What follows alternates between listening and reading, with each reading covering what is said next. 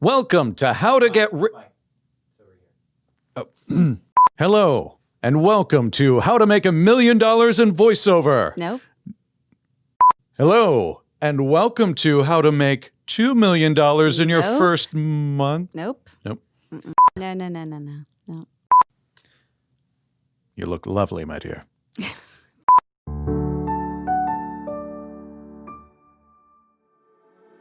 Welcome to the Atlanta Voiceover Studio podcast. I'm Heidi Rew, and this is Mike Stoudt. And our purpose at Atlanta Voiceover Studio is to equip, elevate, and inspire. And so our goal with this podcast is to bring to you industry leaders that can share their perspective and their insight to help you create the voiceover career that you want. But today's is a little different because it's just going to be me and Mike, no other industry professionals here.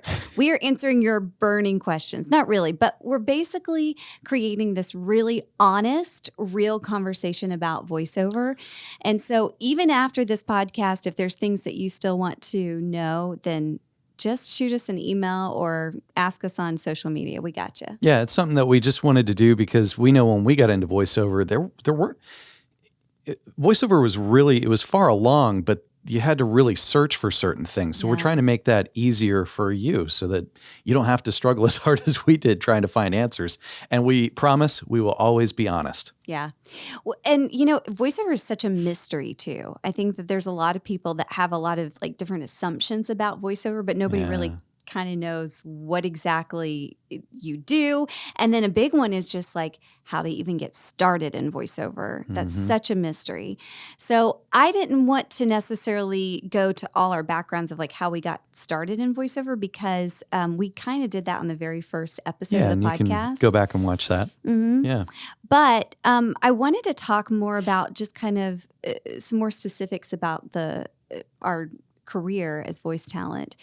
Do you remember your very first voiceover job? Yeah, I kind of do. And only because it was a semi-train wreck. For me, it was, I'm 99.9% sure it was a Georgia Lottery commercial.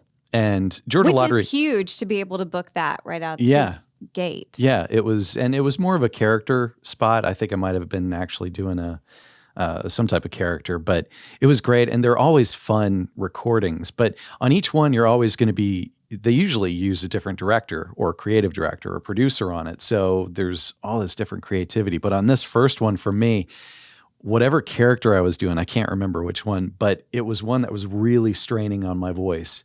So the first three, I felt we nailed it. And then right after probably the fourth or fifth one, my voice started straining, and they just kept pushing me to go to an area vocally that I hadn't experienced before. And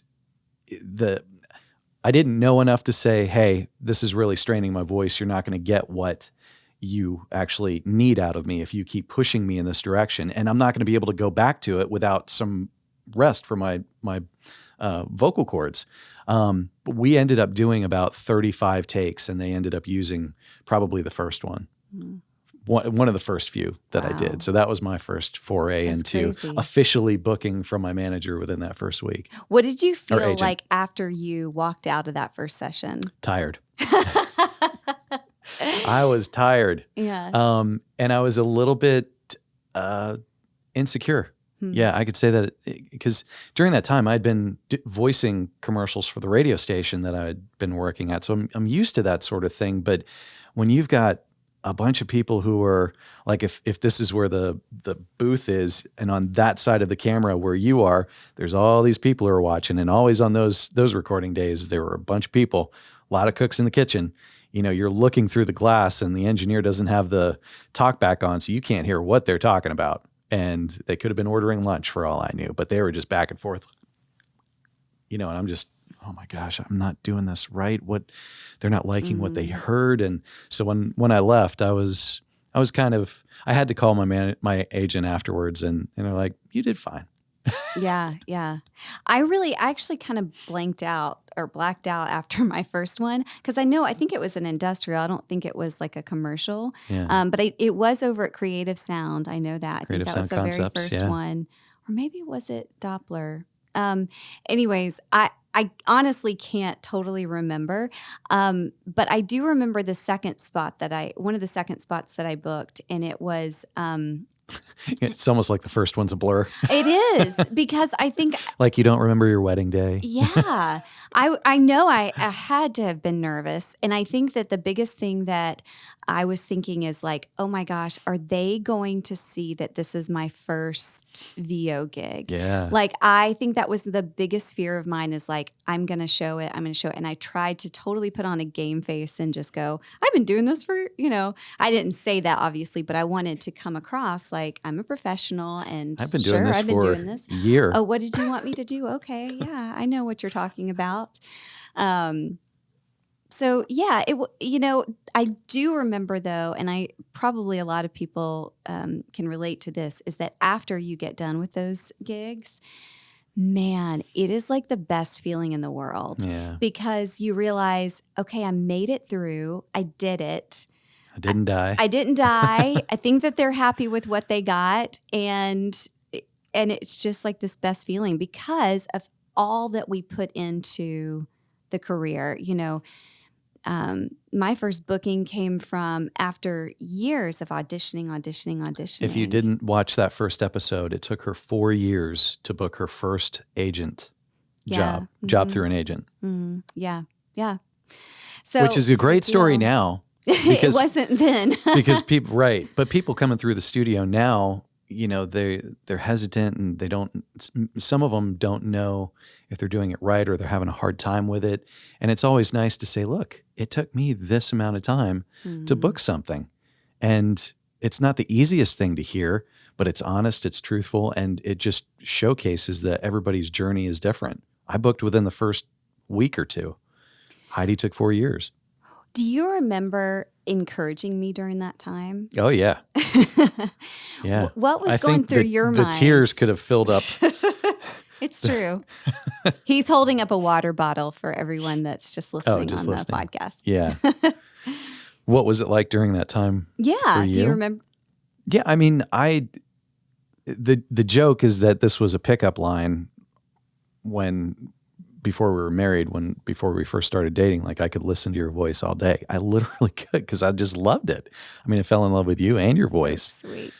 But I knew that it just took time. Like it was, I guess, the whole mental resiliency and stick-to-itiveness that everybody talks about, and no matter what. I mean, from the SEALs to going through school to whatever, it's just plugging away, and the numbers will it's volume. It's however many you do, and keep growing and learning your craft, and you're going to get to the point where they're like, yeah, this is solid. Finally, we can book her in this. And so it was tough, but I didn't want to let you quit because, one, I knew you liked it, and two, I knew that it was inevitable. And now look at you. Yeah. I mean, I owe so much to you because you're right. Yes. During that time, I just remember thinking, one, that I felt like, because at that time, I had a very successful radio career, and you're getting this affirmation constantly when you're on air saying like, oh, you did a good job. And on social media, and everybody follows you. Yeah, they're like, oh my gosh, you're Heidi Rew, And it strokes the ego. Totally. And then you go into voiceover and you don't hear anything, and nobody even says, that sucked. Yeah. Nobody says anything. Yeah. And you just keep doing this, and you think, what am I doing? Am I just spinning my wheels in something that I will never be successful at? And that's the fear of like, what if I invest all this time, all this money, and then I'm not successful at it? And that is a real fear for, I think, a lot of people. Yeah. And I think the other thing is I thought, one, I compared myself to you because I thought, well, if Mike's well, that shouldn't have been. You're a female and I'm a male, so you sound totally different.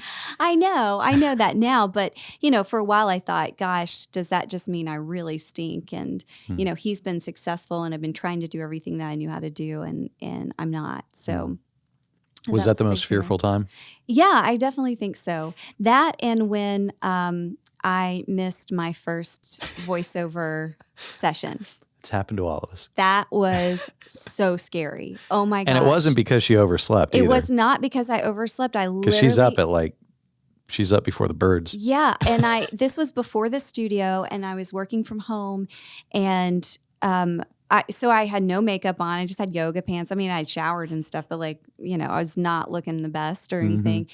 And my agent, Richard, he called me and he goes, "Hey, just wondering if you're okay." And I was like, "Yeah, why?" And he was like, "You have a, what was it, sleep number session right now." And I was like, "Oh no, okay, I'm headed that way." I totally And you had to forgot. Uber there, didn't you? I did, because Mike had driven my car, and he has a Jeep. And so the Jeep was there, but it's a stick shift, and I can't drive a stick shift. And so after I told Richard that I'll be there, I'm like, I can't get there. Oh no. Okay. So I Ubered. I talked to the people. They were so understanding. And they even just hired me. The company just hired me just a couple months ago for a big project too. So I was super apologetic, and they were very forgiving. But I showed up with no makeup, looking a mess, and in an Uber. Yeah. So definitely thought, this is the end. They will never hire me again. I'm off the sleep number. A gig or whatever, and yeah, no more. So did you have a fearful time in voiceover? No, I know you did though. You talking about being let go? Yeah. That was, I would say anytime as a voiceover talent, you're freelance, and we both do on camera too, so it's almost double rejection when you don't hear anything. Woohoo. But I would say, outside of just wondering, okay, how long is this going to go? But I'm doing everything that I know to do to continue my career and build this business. But I would say the most fearful time was when I got let go from radio, because I had been doing voiceover and acting on the side, as well as the radio gig, which was paying all the bills. So I was socking away money, and then insurance was over here too. And then they let me go. And I had been wanting to just make that leap for such a long time. And when that happened, I was like, guess it's full-time VO and acting. Yeah. And right at that moment, I had booked a gig for Troy University, and that client was the longest client that I had. This is 2020, so they just terminated. Sounds harsh, but after 6 years, you never hear of a client staying with a talent for that long. So I'm very thankful. Rare. The people at Troy are wonderful, Sam and everybody else, and so I'm very grateful to them, because they were a great account. They were a wonderful client to work for, and so amazing, just directing and knowing what they wanted and whatnot. So I would say that would have to be the most fearful time, but I've never looked back. Yeah. So you've never had to get another job or anything like that. It's all worked out. And I've always had the mindset too that if I had to get another job, if I had to work overnights, I'd do it, because this is what I want to do. There's, at least I don't have to, I'm not going to school at the same time and having to do homework. Yeah. Because I had to work and go to school too. So whenever things get rough and I'm working a lot, I always remind myself, at least you don't have to do homework. It's just a different kind. Mm-hmm. One of the questions that I thought would be good to ask is because so with voiceover, a lot of people don't even realize this, that it's like starting a small business when you become a voiceover actor, because then it's not only doing the voiceover, but it's marketing, it's accounting, it's figuring out the business, the website, all that stuff that goes into it. It's counseling. There's so much that goes into it.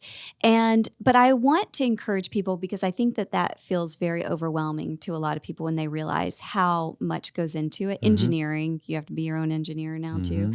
So what do you feel like is the worst, you are the worst at when it comes to your voiceover business, or you struggle the most with? Oh, wow. I would say the engineering part. What? That's crazy. I would not agree with you on that. I guess I get mad when things just don't run smoothly, because my essence is just ease. So it seems like technical stuff just pops up all the time, and it's like, seriously? Yeah, but that's more of a personality So what do you think thing. it would be? That's what I would say. That's a personality thing because Okay. you do have a lot of knowledge on engineering. I mean, you've helped a lot of people to set up home studio stuff and everything.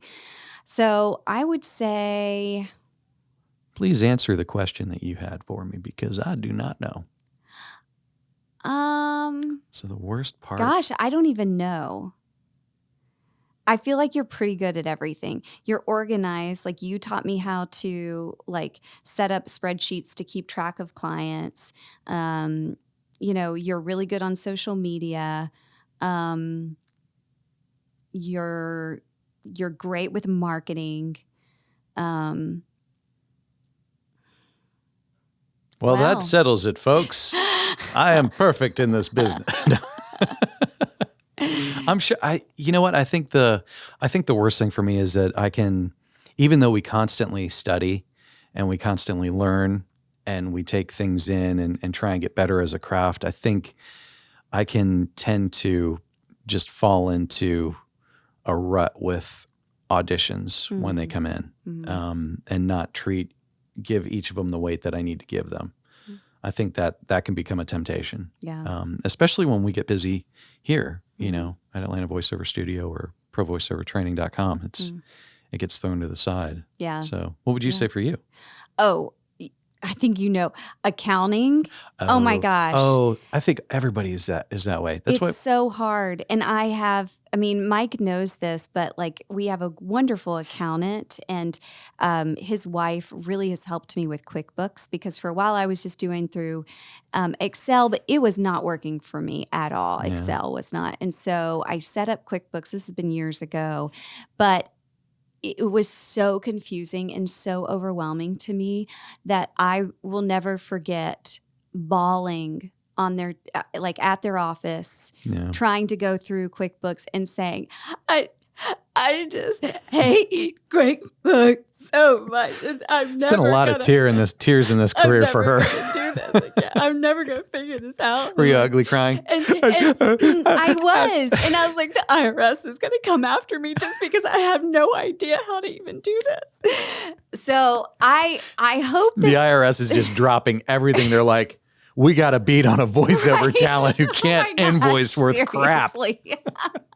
Yes, gold mine. Knock, knock, knock. The bureau's there, ma'am. I've gotten a lot better, but I will say if there's anything that I can encourage you guys over, that there's been a lot of areas in voiceover that we've struggled, even like SEO, trying to figure out all that with the website stuff. Just take it day by day because it can be so overwhelming. But one of the things that I love about a voiceover career is that you never stop having the chance to learn and grow because you do have to do all this stuff. And so it's not going to happen overnight. Just take one step at a time, learn a little bit as you can, try and set up like systems and things that you can be consistent with on a daily basis. And little bit by little bit, you'll just grow and flourish. So, yeah. That's awesome. Okay, the next question. Let's see. Anything you regret in your VO career? Not getting started in it earlier. Man, had I started in the early 90s when I got into radio, I had access to everything. The internet was up and popping, and that's one regret. The other regret, too, is being too, not ambitious. It wasn't ambitious. It was, I didn't have this mindset often, and I always knew the mindset of make sure that you're giving and not asking for things all the time. So when you're making connections with something, I think in the beginning I was so, ready to get started and make connections that I only looked at people as what could they give me rather than saying, okay, this is a relationship that I'm trying to build with this person. You don't need to be that guy. And realize that this is a marathon. It's not a sprint, and take it day by day. Keep doing, even if you do 1% towards your voiceover business a day, by the end of the year, you're going to have 365 percentage points. I don't know if that math works, but you're going to be, you know what I mean? You're going to be getting that much better, but you're also going to be investing that much in your career. And it adds up. It compounds over time, just like investing in finances. Yeah. I will say there's two things that I regret. One is that I wish that I had taken more like I had done more training Hmm. at that beginning. I don't think it would have taken me 4 years Yeah. to book if I had. And Yeah. I was working full time in radio, so it wasn't like I had a ton of time. Hmm. I didn't think it was going to be my full-time thing. I did think it was just a part-time kind of Hmm. thing, like on the side.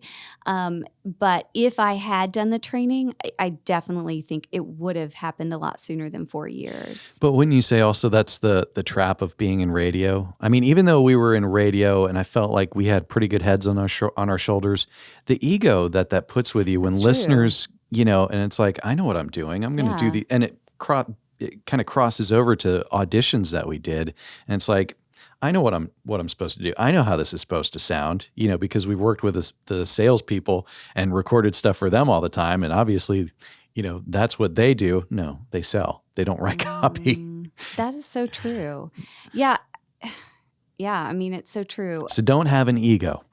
Well, and I was just going to say, I think that that's true for anything that you do in life to succeed, is to always have kind of a beginner's mindset. Yeah. Yes. And it's okay to have that mindset. Yeah, absolutely. It's not saying that you are dumb or not an expert or shouldn't be respected in that field. Yeah. But I think that that's what it takes to just keep growing. So I do regret not taking classes. And then And I But to be did honest, start taking there weren't classes here, That's really. true. That's true. There was not You'd a have lot to here in Atlanta. call out, New York or LA Mhm. or take workshops that came to town or something. Right. That's what I had to do too. Right, right. The other thing, I mean, there's a couple things that I do regret, but the other thing is not asking questions. I think for a long time, and this is just part of my personality, so I don't think this is everybody's, but I actually didn't want to burden people with questions or Yeah. take too much from them, but almost to a detriment where I wish that I had asked more questions because I think I could have learned a little bit Sure. more. And I was kind of like, well, I'll just figure it out on my own. And while that has benefited us, I think at the studio in some way, because I have just I've learned a lot of stuff on my own, kind of the hard way and the longer way. Yeah. I've been able to figure out those processes, but it could have happened sooner for me if I had just asked more questions. Yeah. So, yeah. So a couple things that I regret. Was that your biggest hurdle then? Yeah, I think that probably goes in. Yes, that and just getting so caught up in the approval part of it and wanting that. And what happens is that you can never control people's approval of you, ever. And so when There's not an app for that? Yeah. When you focus on things that you can't control, you cannot move forward. Yeah. And so when I was able to shift that focus from things that I can't control to things that I can control, that was the first year that I made 6 figures in my career. And it was just this mindset change that needed to happen. Which is weird that it takes that long to get through it. I mean, Gary Vaynerchuk has been talking about it. Gary V, he's been talking about it for forever. And it's like, who cares what people think? Yeah. Yeah. Just do your thing. Be true to who you are within the context of your business and see where it leads you. Yeah, totally. We got more questions from people's now? Yeah. And I think that we already covered the other stuff. Okay, so I will have to get out my sheet for this because on Instagram and Facebook, we had several people that asked us questions. And so we wanted to go ahead and address some of those questions. Let's see. Let's start out with Betsy Parks. And this was on Facebook. I just realized my suit jacket is matching our sound panel. Oh, wow. Aren't material. you so matchy, little fashionista? I swear I didn't get it the same place.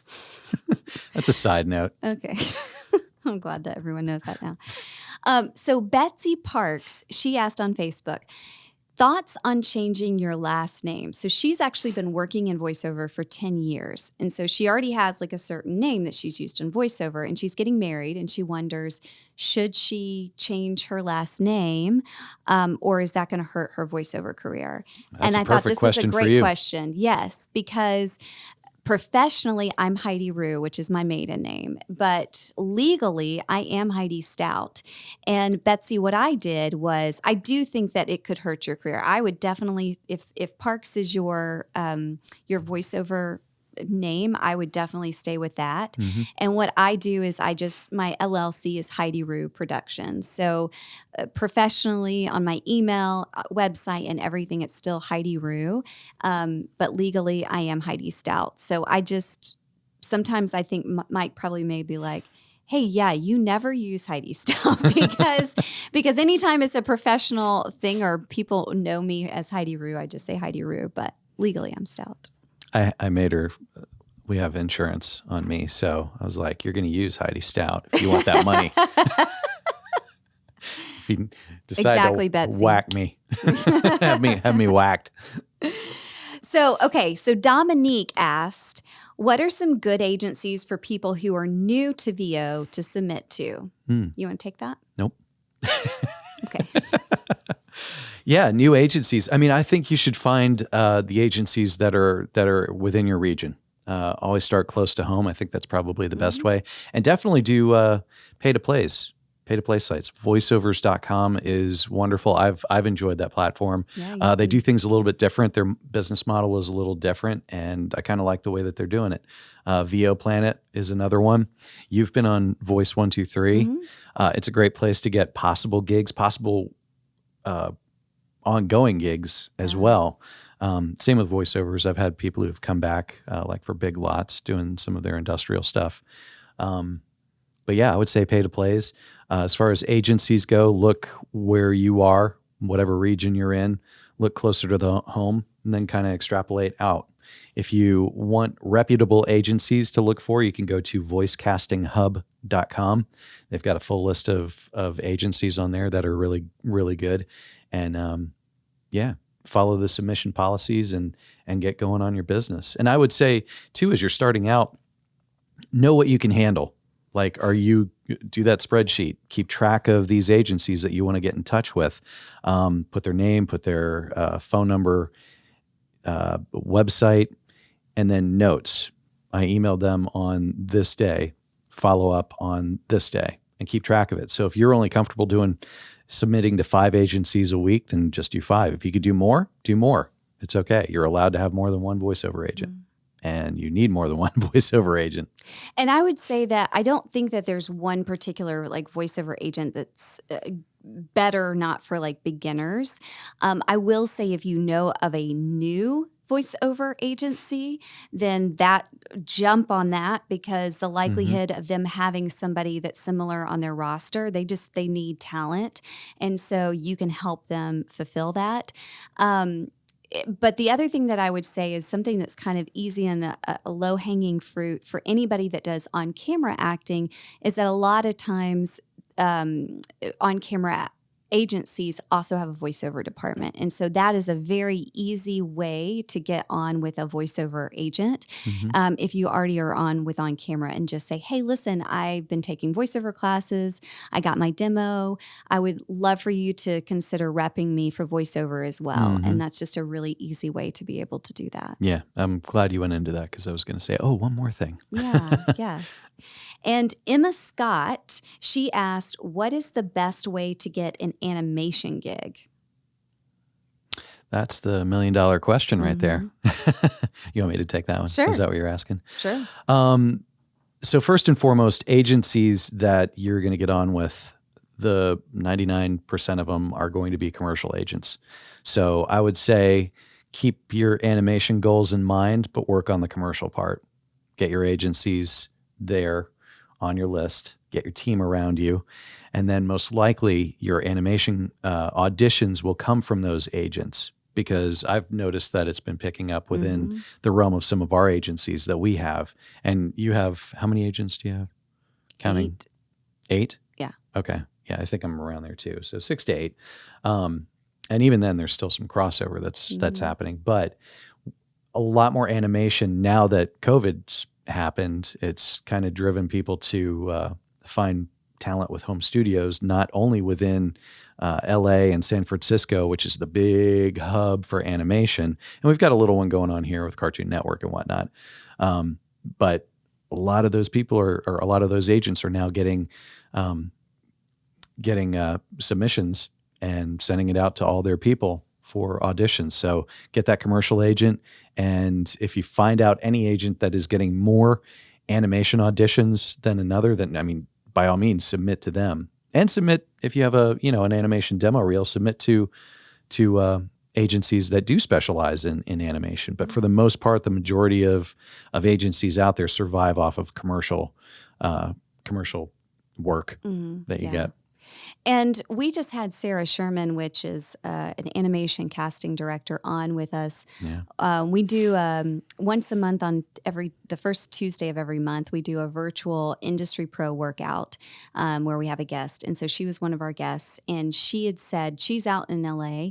And normally they would say, most people would say you have to be out in LA to be able to really be in a running for animation stuff. But because of COVID, it actually is opening it up to a lot more people, because the reason why you had to be in LA is because they wanted you to come into the studio to record. Yeah. And so that is kind of opening things up, but hopefully that gives you more opportunities.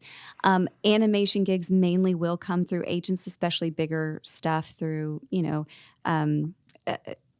Netflix or Disney or anything like that. But I also have seen some things on pay-to-play sites every once in a while that are an animation type of gig. The other thing that I would really encourage you to do is to create your own content for animation, because animation is super competitive, and the better that you can be, and then if you can create your own content, everyone's looking for content. And so the better you get at creating your own content, and if you're able to voice your own content, the more value that you bring to the table.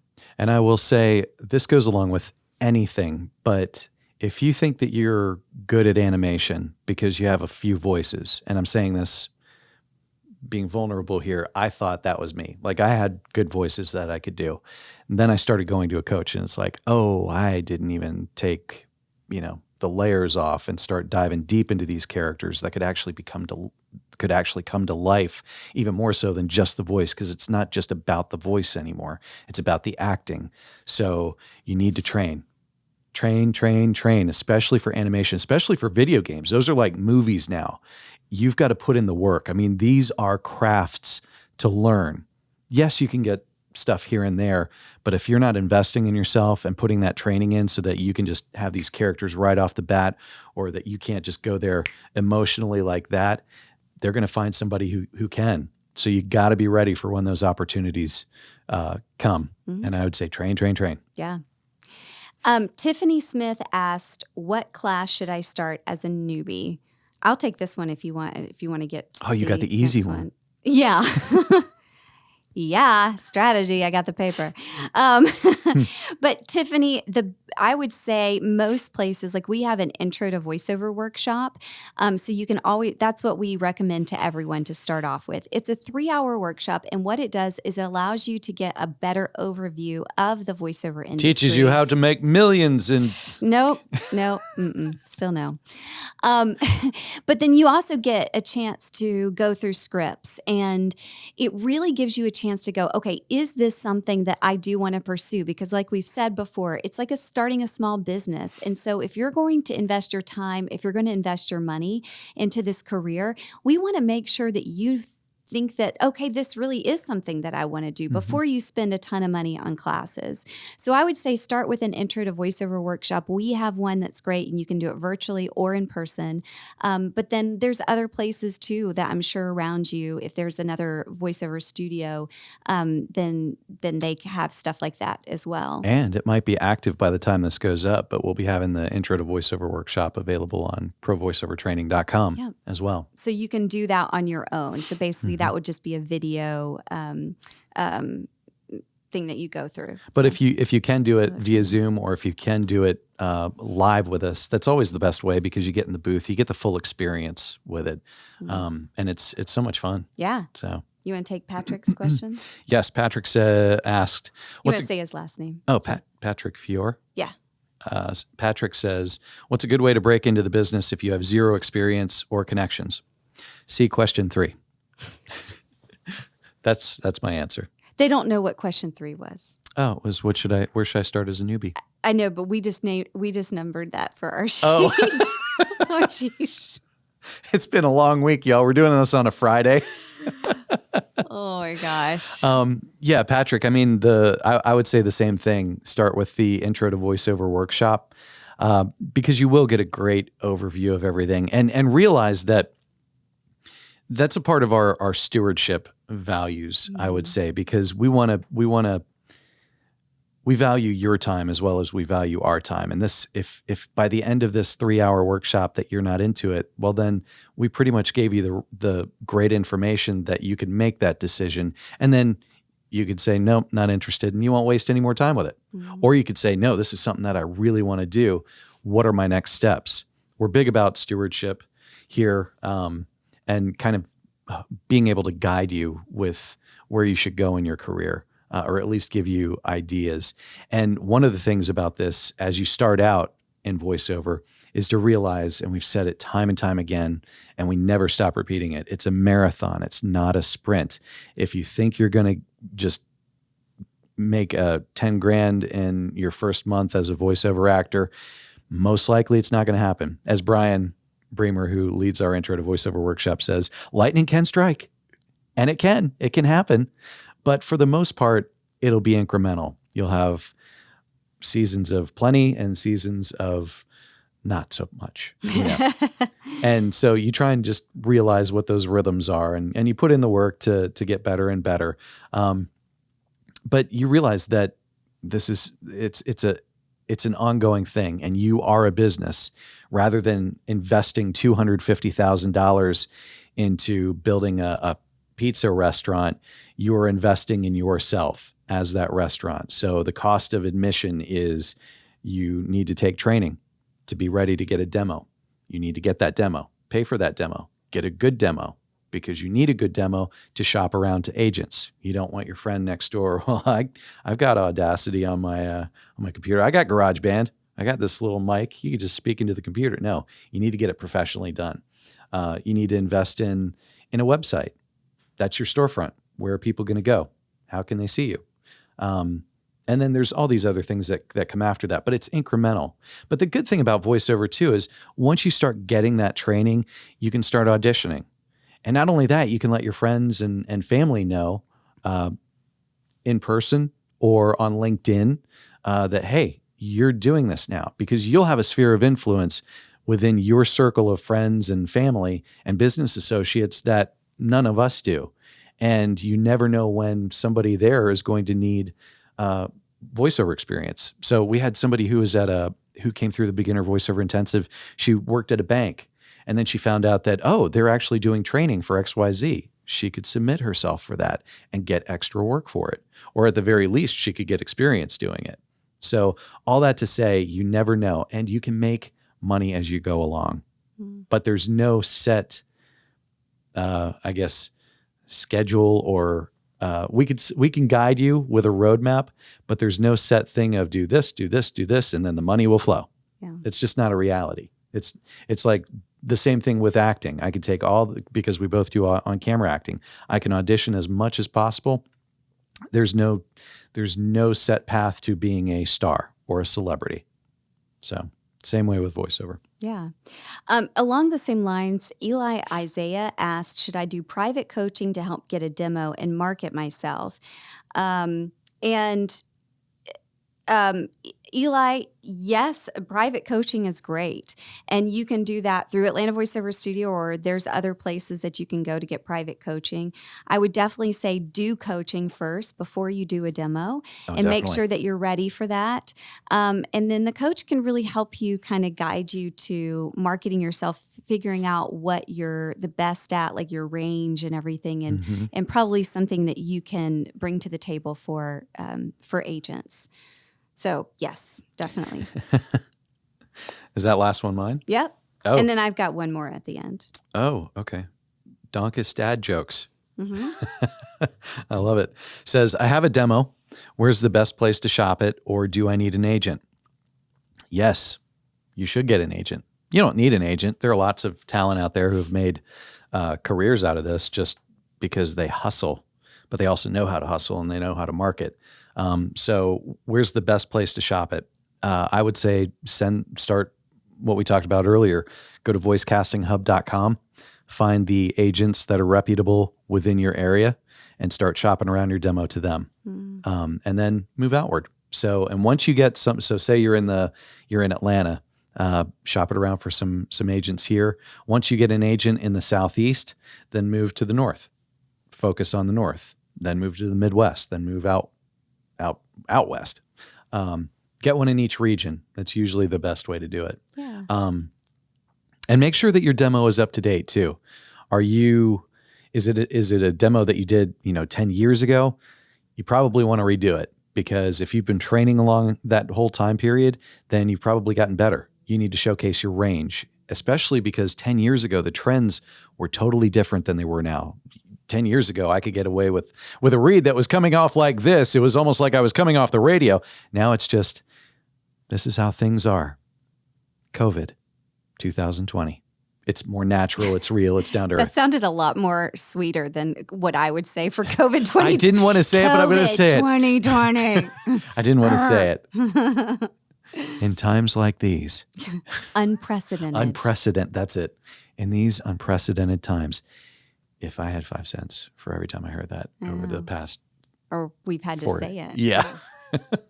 I would also Great questions though, Donkis. Yeah, I would say for everyone that's listening, so there's basically, I believe, 4 different ways that I could say places that you could send your demo to potentially get work. Agents. Number 1. Pay to play sites. Number 2. Company rosters.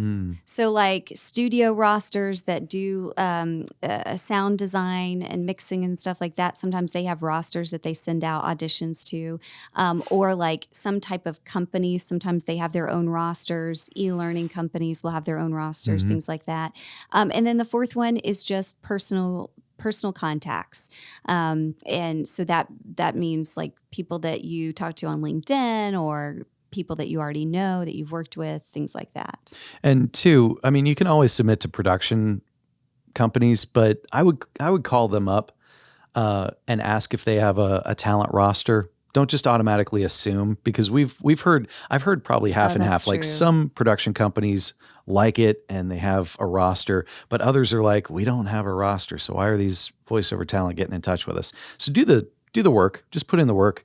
Call them, say, hey, do you have a roster? Would you mind if I submit? What do you need me to do? And it'll save you a bunch of time, even though you have to call, but it'll also save them some time on that end too, and just frustration on your end, because you'd be like, well, I haven't heard back anything, So it's always good to plus you never know who you'll talk to, from the person, the receptionist, to you never know when the boss is going to be answering the phones, and you could make a connection that way. And you never know time-wise either. They could be like, yeah, we're actually looking for somebody right now. So.